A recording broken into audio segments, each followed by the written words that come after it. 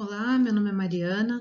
Eu vou apresentar o trabalho Efeito da variação de pH na disponibilidade de metais potencialmente tóxicos presente em escórias de fundição. Esse trabalho foi desenvolvido por mim e pela professora Valéria Guimarães Silvestre Rodrigues, da Universidade de São Paulo. Bom, escórias de fundição são frequentemente dispostas diretamente sobre o solo, em depósitos irregulares ou utilizando pavimentações sem nenhum tipo de tratamento. Isso já foi relatado em diversas áreas de mineração por vários lugares do mundo. Além disto, estes depósitos são frequentemente realizados próximos a bairros e rios, aumentando, assim, o potencial risco de exposição da população no entorno da região de fundição de metais. Aqui uma imagem da deposição da escória de fundição de chumbo, localizada em Adrianópolis, no interior do Paraná. As escórias foram dispostas em pilhas, ficaram por muito tempo assim, sujeitas ao intemperismo, e depois de alguns anos foi espalhada e coberta com uma camada de 10 centímetros de solo heterogêneo. Muitos pontos da escória ela ainda está exposta nesse aterro de rejeitos. A solubilidade das espécies metálicas presentes nas escórias de fundição, assim como a formação e precipitação dos minerais secundários, depende do pH, da concentração do metal, da biodisponibilidade do metal, da textura e composição geoquímica da escória. Esses são essencialmente os fatores que vão influenciar na disponibilidade dos metais. O principal parâmetro que influencia a lixiviação dos metais tóxicos presentes na escória é o pH do ambiente que é circundante. A solubilidade dos metais potencialmente tóxicos, especialmente na forma de óxidos, hidróxidos, carbonatos ou minerais, depende do pH e pequenas mudanças neste parâmetro podem causar um aumento ou então uma diminuição na concentração de substâncias lixiviadas em várias ordens de magnitude.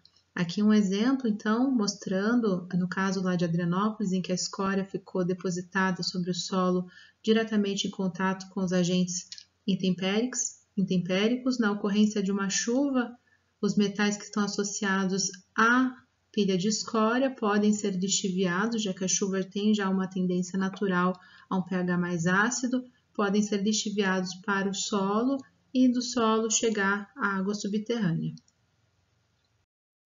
Sendo assim, o objetivo deste estudo foi avaliar a influência do pH na disponibilidade de chumbo e zinco em escórias de fundição dispostas diretamente no solo e aterradas com uma camada de 10 centímetros de solo residual heterogêneo em Adrianópolis, no estado do Paraná, Brasil.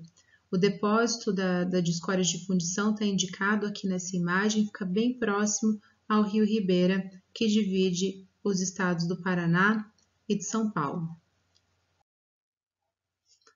Bom, para realizar esse estudo foram coletadas 7 amostras. As amostras foram coletadas em profundidade de 0 a 20 centímetros e de 20 a 40 centímetros.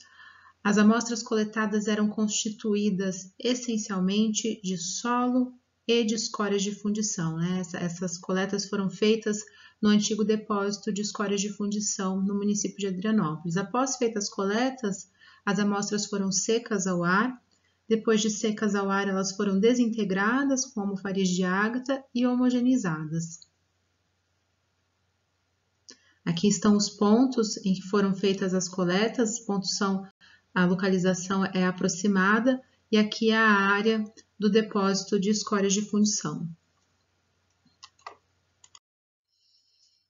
Bom, as propriedades mineralógicas foram obtidas a partir de MEV e EDS e também da difratometria de raio-x para obtenção da mineralogia. Os ensaios de lixiviação foram realizados com o intuito de determinar a concentração de chumbo e zinco. Para isso foi utilizada a proporção de 1:5 de rejeito de mineração com o agente lixiviante, e o pH que foi utilizado foi variado entre 5,5, 6,5 e 7,5. Aqui nesse fluxograma é demonstrado então as tarefas que foram realizadas para a execução do ensaio de lixiviação. Então, aqui estão as amostras que foram secas ao ar, a amostra após a desintegração, como faris de ágata, e aqui o becker com o agente lixiviante e a amostra que ficou em estado estático em temperatura ambiente com o agente lixiviante. Após 0 horas, 1 dia e 10 dias foram coletadas então amostras para determinação dos parâmetros físico-químicos, pH e condutividade elétrica, e também foi feita a determinação de chumbo e zinco em solução. Bom, sobre os resultados obtidos, aqui estão algumas imagens obtidas de MEV e EDS. A partir dessas análises, conseguimos observar a presença de chumbo e zinco nas amostras analisadas. Além disso, foi também observada a presença de cálcio, de ferro e de arsênio, dentre outros elementos.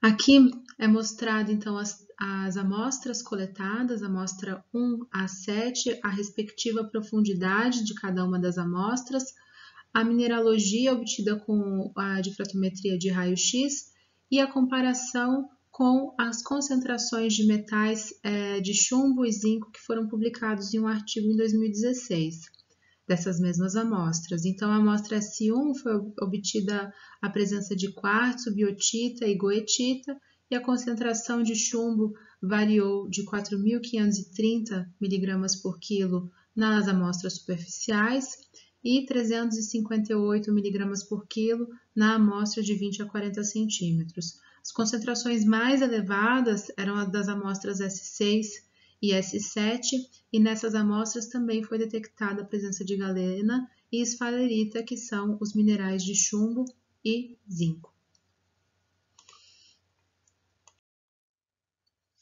Sobre os ensaios de lixiviação, aqui são os resultados obtidos em pH 5,5 e 6,5 para o tempo de 0 horas. É possível observar que logo após o contato com o rejeito de mineração, mesmo regulando o pH para 5,5, o pH detectado após o contato já era mais elevado. Aqui está em unidade de log de pH, de potencial redox e da condutividade elétrica. Então, ele já aumentou consideravelmente, mesmo em pouco tempo de contato. E o zinco, ele apresentou concentrações consideráveis já a primeiro contato. Já em pH 6,5, o chumbo apresentou mais disponibilidade do que o zinco. E aqui também, novamente, o pH já foi elevado logo após o contato com a escória de fundição. Após um dia de ensaio, o pH se manteve elevado, as concentrações elas foram variadas durante o experimento. A condição alcalina, que foi observada após 24 horas de teste, é provável que seja por conta da dissociação do carbonato, principalmente da calcita, que foi detectada em muitas amostras. Em condições de pH ácido, de intemperismo natural, a taxa de dissolução dos carbonatos pode ser 100 vezes mais rápida do que a pirita e os silicatos de alumínio. A existência de minerais carbonáticos, tanto calcita como dolomita, na região, assim como os altos teores de ferro e cálcio totais nas amostras, podem ter servido de tampão para neutralizar as soluções ácidas. Então, por isso também a gente não obteve concentrações muito elevadas de metais potencialmente tóxicos. E aqui a concentração de metais após 10 dias de experimento, tanto para pH 5,5 como para pH 6,5. Observa-se que as concentrações de chumbo elas se manteram mais elevadas do que as concentrações de zinco. Bom, ao final desse estudo, a gente conseguiu concluir que o descarte de escória de fundição de chumbo em um aterro irregular pode representar um risco para a área próxima, uma vez que as concentrações de espécies como chumbo e zinco são lixiviadas da escória na faixa de pH 5,5 e 6,5. No pH de 7,5 as concentrações foram muito baixas, por isso que os resultados nem foram apresentados. A maior lixiviação foi observada com chumbo seguido de zinco. O chumbo a gente sempre obteve maiores concentrações para chumbo do que para zinco. E a formação rochosa carbonática da região pode ter contribuído para amortecer as condições de pH da área e dificultar a disponibilização do chumbo e do zinco para o meio ambiente. No entanto, nós recomendamos que mais estudos sejam realizados para entender melhor o comportamento da liberação dos metais em longos períodos de tempo e em diferentes condições de pH. Aqui estão algumas referências que foram utilizadas durante a elaboração deste trabalho. Muito obrigada pela atenção.